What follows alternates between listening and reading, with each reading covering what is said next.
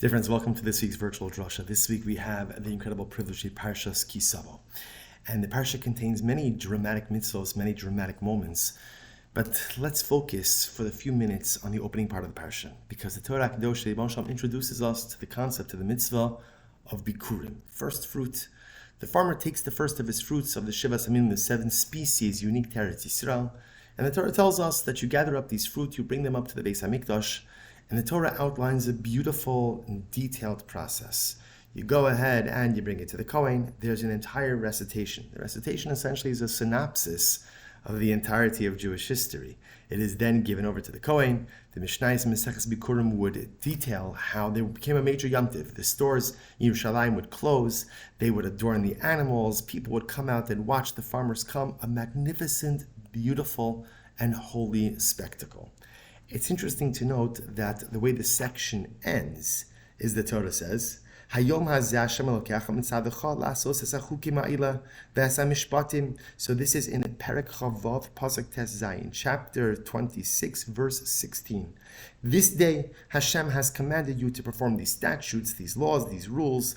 V'shamarta va'asisa osam. You will guard them, you will perform them. B'chol levavcha with all of your heart and with all of your soul. A very beautiful and moving conclusion to the mitzvah of bikurim. And Rashi HaKadosh says something so beautiful. Rashi says, "V'shamarta va'asisa osam." You will guard this mitzvah. You will perform it.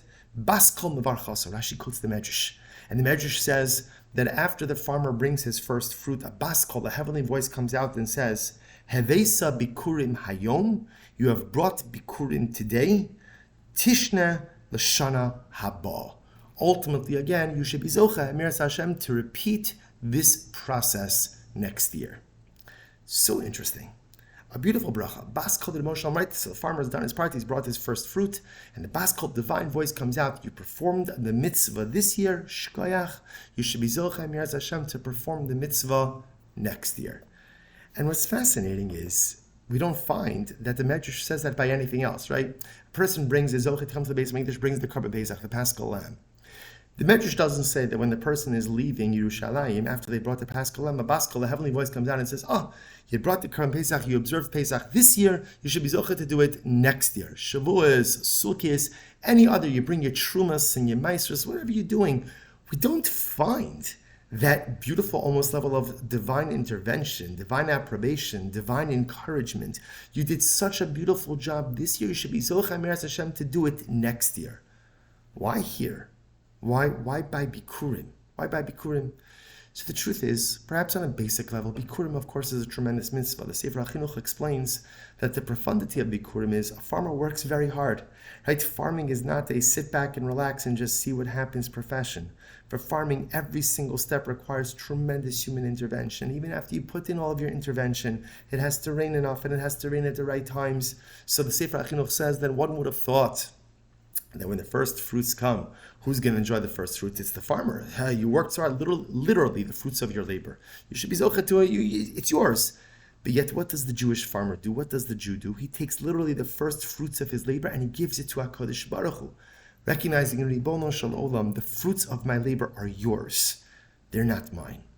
So perhaps being that the mitzvah of bikurim represents this tremendous display of emunah, this tremendous display of faith to give away the first of what you worked so hard for to HaKadosh Baruch Hu is such an enormous spiritual feat that HaKadosh Baruch Hu himself says, shkoyach, and I hope that you have the spiritual courage to do this again next year.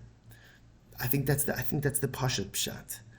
But perhaps if we delve a little bit deeper, to me, one of the most intriguing pieces about bikurim, and I've spoken about this over the years in a number of different ways, but I don't know why it catches my attention every single year, is a simple detail. It's the detail of the basket. You see, when the Torah Kedosha outlines the mitzvah of bikurim, it says something very interesting. It says, this is in Perek Chavav, Pasuk Beis, the second Pasuk in the Parsha, chapter 26, verse 2. V'lakachta mereishis kol pri adama, asher tavima artzecha. You shall take the first fruit. Take the first fruit from your land. And what you do, asher Hashem Elokecha nosin lach, v'samta batena. Put it in the basket. V'alachta lamakom asher yivcha Hashem Elokecha, l'shakin shemo sham. And take the basket, bring it up to the Beis HaMikdash. And I've always found it intriguing. Why does HaKadosh Baruch Hu have to tell the farmer to put in the basket? Like, who cares? Who cares? What's the goal? The goal is to transport the first fruits from where you are situated, ultimately to Shamir HaKodesh, to the Beis HaMikdash.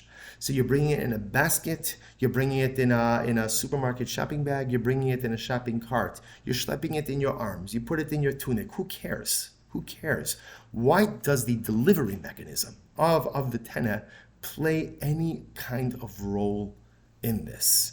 And in fact, interestingly enough, the Mishnayos and Maseches Bikurim discuss that sometimes the baskets themselves were in fact part of the gift to the Kohen. It wasn't just the fruit, that the basket went along. Torah goes out of its way to mention, you put your fruit in a basket. What's the pshat? Perhaps what HaKadosh Baruch Hu sensitizing us to is something really amazing. Bikurim is the first fruit, it's the beginning. It's the beginning, it's a new process, right? The farmer's just seen his first bounty, all the work, all the efforts, and now he has this new beginning. One of the most important details to focus on when it comes to new beginnings is what are you putting in your basket and taking with you, and what are you going to leave behind? See, the basket only has room for so much stuff. You can't get everything in the basket, and that's why, remember again, bikurim is not all of your first fruit. It's some of your first fruit. HaKadosh Baruch Hu says, Holy Jew, you have a brand new beginning in front of you right now. And you're going to start that new beginning with Kiddush and Tara. You're going to take the first fruit and you're going to go up to the Beis HaMikdash. But in order to really maximize this new beginning, you need to take out your basket. Because you have to learn the art of figuring out what to take with you and what to leave behind. What do you want to schlep with you in the journey of your new beginning of life? And what are you willing to say, I'm going to leave it on the side? And dear friends, I think we recognize that this is one of the hardest things to do in life. To figure out what am I putting in my basket versus what am I going to leave behind. We go through life and we accumulate a lot of luggage. Or better stated, we go through life and we accumulate a lot of baggage. And a lot of times that baggage follows us wherever we go in life. You know, I've used the mashal. If you ever get on an airplane, if you ever fly somewhere, and perhaps especially if you're flying with a family, you know, there's a lot of luggage, there's a lot of bags, or even if it's just you, some people travel heavier. You know, so you've got your suitcase, which you checked in, and then you've got your carry-on, and then, you know, you've got the backpack or a briefcase, there's a lot of stuff. And, you know, if you're showing up to the airport, you have all this baggage, and you're huffing and puffing, and if there's a mishpacha, you're huffing and puffing, you're a little exasperated, maybe even a smidge angry, and thinking to yourself, why did I even do this? What was I thinking? Okay, we've all had those moments. And then, you know, when you're in the airport and you see that person, often looks like, you know, a well put together business person, a man or a woman, and what happens? All they have is like a carry-on. Like, and like one of those like micro carry-ons. Like it's just tiny. Like you wonder, how is anything even in there? And they're just taking the carry-on and they're holding their latte and they're just walking through the airport. They're not a care in the world. They could be on vacation. That's how relaxed and how happy they look. And you look at that and you're like, first you want to say, I hate you. Like how are you just traveling so light? And then I think there's a piece of us that says, I want to be you. Because the ability to travel light, not just when you're taking a flight, but throughout life, is one of the most important and profound things to life happiness. We schlep along so much stuff. We schlep along so many feelings of hurt, of betrayal, of animosity. This one hurt me. This one didn't come through for me. This one I'm angry at. And by the way, maybe it's all legitimate. It's all legitimate. Maybe you were the victim, the aggrieved party, the offended one. It's possible. See, you're entitled. You're entitled to be angry. Schlep it along until 120. Go for it. It's your baggage. You've earned it. You have a right to carry it. And where does it get you? And what does it do for you?